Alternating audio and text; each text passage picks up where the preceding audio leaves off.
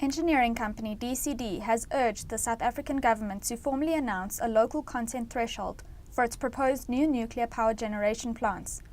DCD MD Rob King joins me to discuss this call. Rob, before South Africa can even set a local content threshold for a nuclear program, there needs to be some kind of certainty that there will be a nuclear program. Is there this kind of certainty?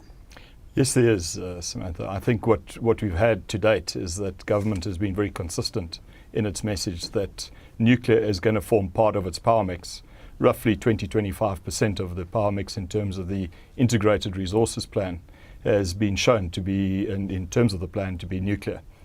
So I haven't heard a single Department of Energy official say otherwise, and they're quite consistent in that message. I think the big questions are about the when and the how. Which is particularly what we're interested in, is the how. Given that there are so many nuclear skeptics, why are you in favour of a nuclear program? And you did mention South Africa's electricity mix or South Africa's energy mix. How does it fit in with other potential like gas? Well, I think for DCD, we're sort of power agnostic, if you wish, from a generation or a firing point of view. I mean, it doesn't matter to us if it's coal-fired, gas, or nuclear. And in fact, if you had to ask us our preference, we're quite delighted that government has started speaking about coal-free, because we've ideally positioned very little change to our business to actually start participating in that. Nuclear is a bit more of a challenge, but gas is the game breaker. I mean, that's the game changer. That could be something different to the entire industry, and it's not in the mix currently, and I don't think we know enough about it in terms of the resource. So we're really not in favour of either or. It doesn't matter to us. We also heavily invested in renewable energy. But I think if government is going to persist, and I can see the logic about nuclear because it's a large expenditure up front, but the running costs are low into the future. So I can see how in a power mix, nuclear makes a lot of sense. Now, if that's the case, we as industry need to prepare ourselves for being able to participate in nuclear, which we haven't really done as much as we could have in the country. As a company, we've been involved in every single nuclear program that South Africa's had to date.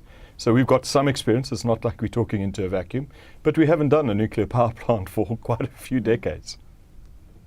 So should the program go ahead, why do you think it's important for government to set that local content threshold?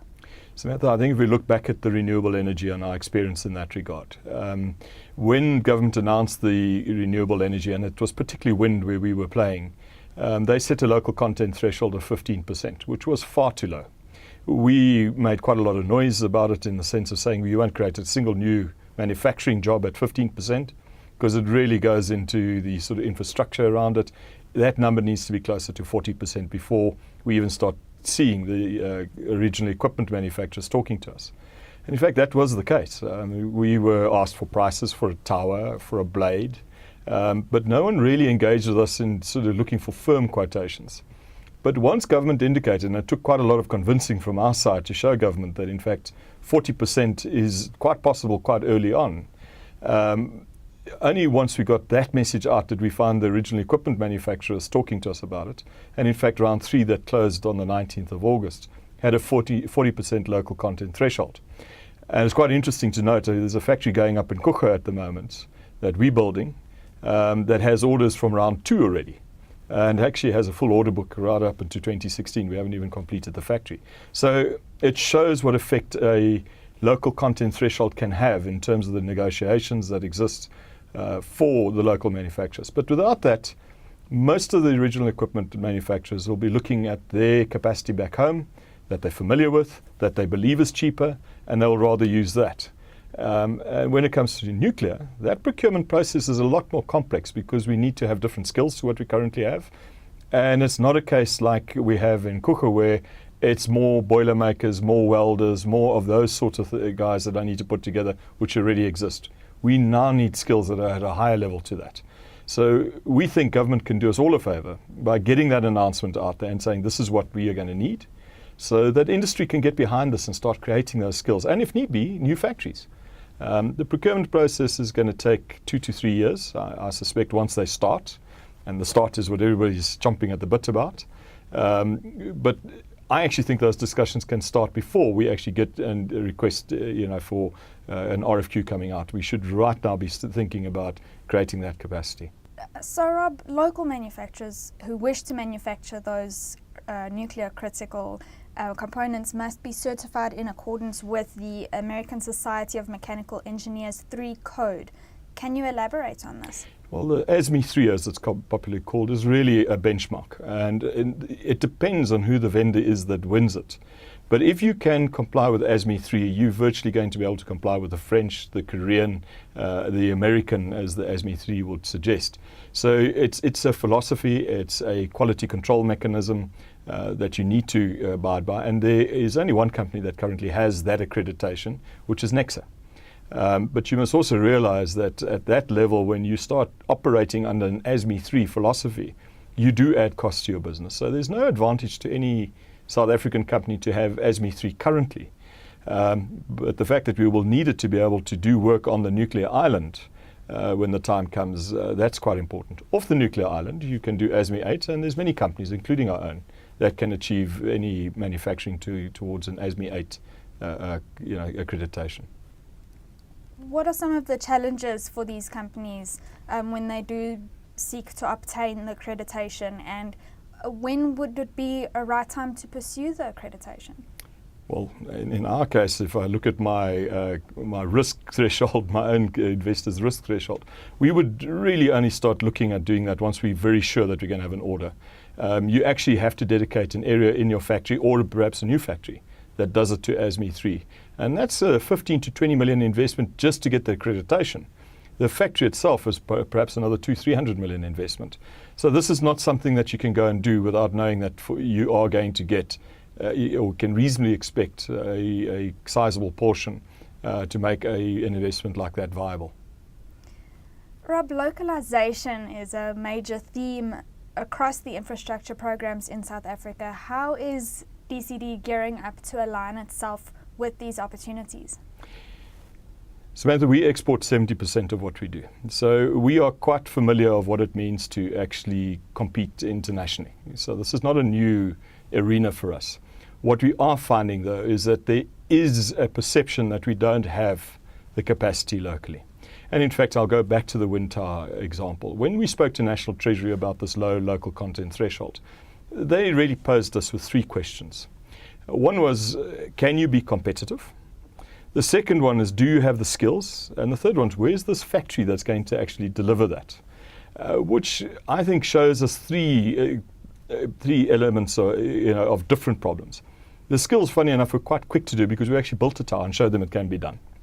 The competitive side was more challenging because there are structural problems within our industry, and it's because we've been so isolated, I think, in terms of trying to produce locally and with a strong rand, and now we've got the weak rand, so we've got the opposite side of that, and which we might, as manufacturers, be quite delighted about, but it also puts you into a false sense of security about your real competitive environment. Now, we've been competitive when the rand was 7 rand to the dollar. Now, that drives a different philosophy in it. And when we priced our towers, we were coming out at a price of around about 6.5 million rand per tower, where you could import it at 4.5 million rand. So adding that sort of cost to the cost of wind power didn't make sense. But when you looked at that cost and broke it down, you found that the real problem was that 70% of it was the price of local steel.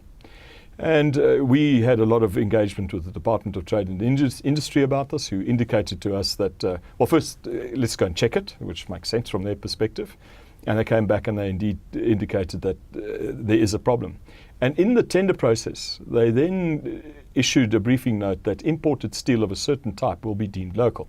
And from that moment onwards, we were capable of producing towers at 4.5 million per tower. Now, that's a substantial change. Now, to gear ourselves up for that is you have to go through that exercise. So we need to start talking to these vendors that would like to win these, obviously win the big bid to build a nuclear power plant. Start engaging with them and find out where are we uncompetitive, and let's start dealing with those issues. I'm not too convinced that skills is going to be our problem. I've been quite satisfied that we have been capable of producing those skills, given enough time and the right investment and mindset. Having factories that are competitive on an international scale, we will find that quite challenging.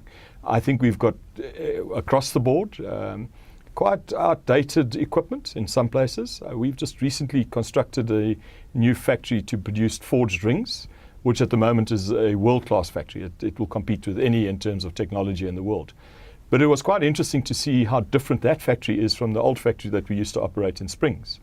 So there is quite a lot of that needs to happen. We have to look at our technologies and look at how we need to do things differently. The TARS has shown us that we actually have to start automating a lot more, which maybe is not what the unions would like to hear. But I would counter that with a thought that says that those people that operate those automated environments have far more meaningful jobs. They're no longer at the lower end of the skill set. They're at the higher end of the skill set and are entitled to earn more.